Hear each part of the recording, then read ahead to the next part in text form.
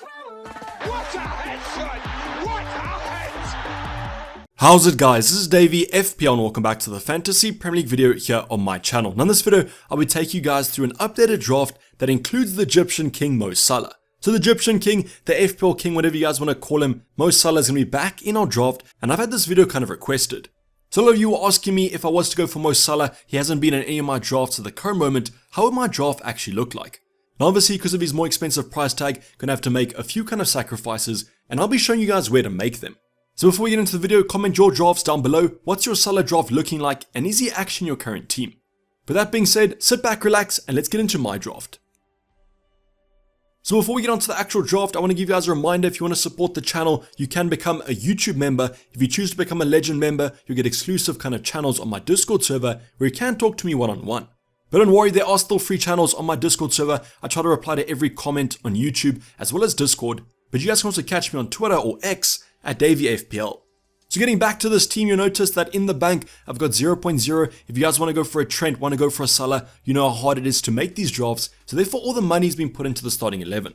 But the bench is still pretty decent, so let's go over it right now. I've got Areola at 4.0, I've got Pau Torres at 4.5, Bell at 4.0, and Sarge at 4.5.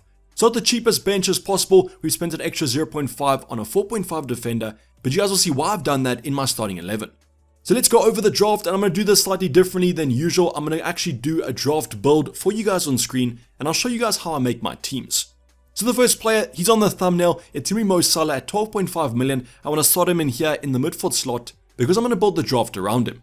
Now you guys know, might not be Salah as the most important option. There's one player that I'd get in before him, and that's Erling Haaland at 14.0 million. Now I've put the Campsy armband on him already because you guys know that you're going to captain him for the majority of game weeks, except for maybe game week 2 when Salah is Bournemouth. So if you guys are going to go for Salah in your draft, you definitely have to captain him in game week 2, otherwise I'd probably look elsewhere. Now there are some other players that I would definitely lock into your drafts at the current moment. The first one's going to be Bukayo Saka. So 8.5 million is a steal in my opinion, one of the most underpriced options in the FPL game, so the Arsenal midfielder comes into my team. Now the Arsenal fixtures look good, Bukayo Saka looks good, what more can you kind of ask for? Now another option I want to go for is one of the United midfielders. I personally prefer Marcus Rashford. He is 0.5 more expensive than a Bruno Fernandes, but I do prefer him. So 9.0, a lot of our budget has gone into the midfield department, but I think these players are worth it. Now the United fixtures aren't that great, but I definitely think that they're worth getting at least one attacker in, and that's why Rashford's my choice.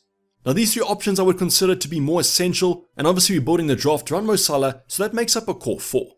So let's give our defense a little bit more attention. I'm going to go over my defense department. Currently, as of 4.5, my favorite is going to be Steele, but this could always change as the Brighton preseason goes on.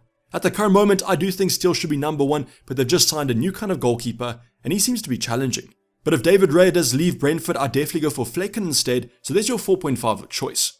If you guys do prefer Johnson from Crystal Palace, 100% fine, but with Mo Salah in my team, I haven't extended this to a 5.0.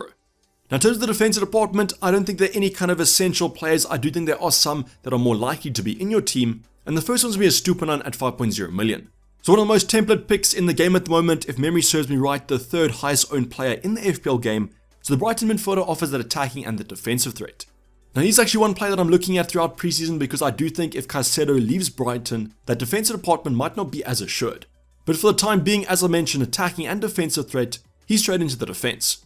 Then I think you guys have to go for an Arsenal defender. My personal favorite of choice is Gabriel. Yes, they've just signed Timber, but I do think Gabriel's nailed at centre back. But that's one more thing to watch out for in preseason.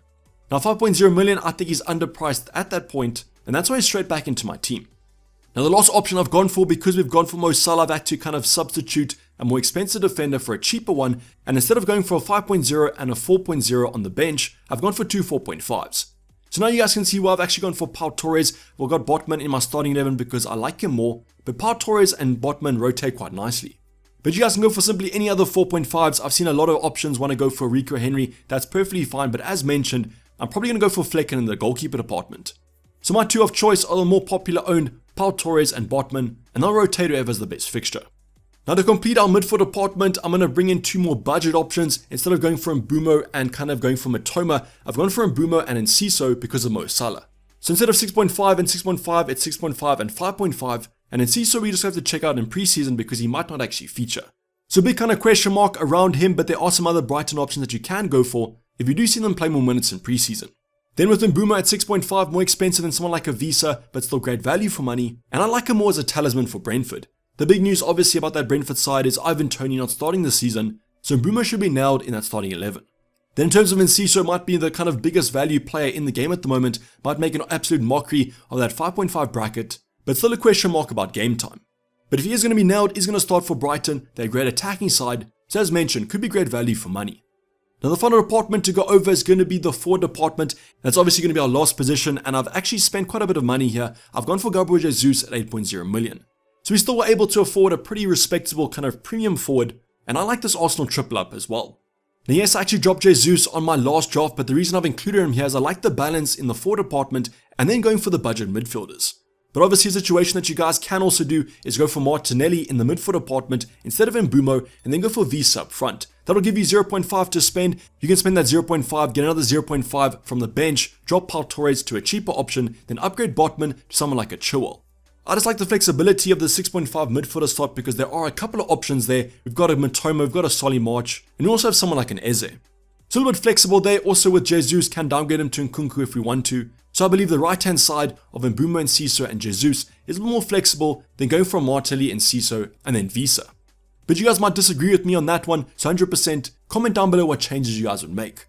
But including Mo Salah is relatively easy if you guys don't go for Trent Alexander-Arnold, but if you do, it makes the draft quite hard. Now I'll be going over that draft on Monday, so make sure those bonifications are turned on, because I won't lie, that draft was quite hard to make. But in the comments down below, you guys can drop your most up-to-date draft. Does it include Salah? Does it not? Does it have Trent and Salah as the combination? I might get some insight from you guys when I do create the video on Monday. Otherwise, what changes would you guys make to this current team? I think it actually looks pretty respectable, pretty flexible, as long as Enciso actually plays. So is this draft kind of making me think about going for Mo Salah? Probably not. I think I'm actually pretty set on going without him. But if you guys are looking at that Game Week 2 captaincy, could be a massive differential, which could pay off in the long run.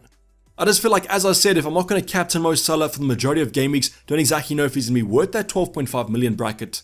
But if he does play pretty well in Game Week 2 and gets you a ton of points over an Erling Haaland, that's definitely worth it.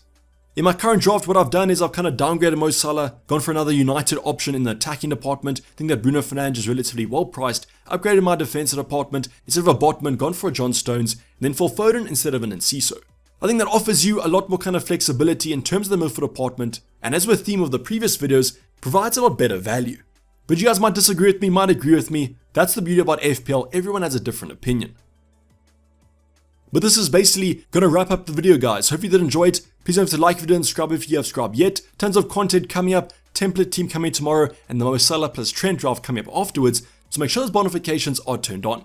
Otherwise, hopefully see you guys on my Discord server and the comments down below. As I mentioned, we'll try and get to everyone. But I'm going to sign off. This has been Dayvy FPL, and I'm out. Cheers, bye.